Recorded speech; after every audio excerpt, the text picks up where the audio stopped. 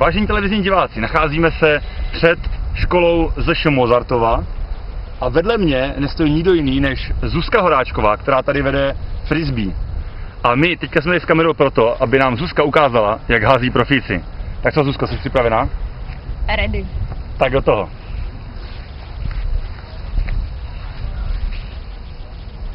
I will lift my eyes to see your precious holy face.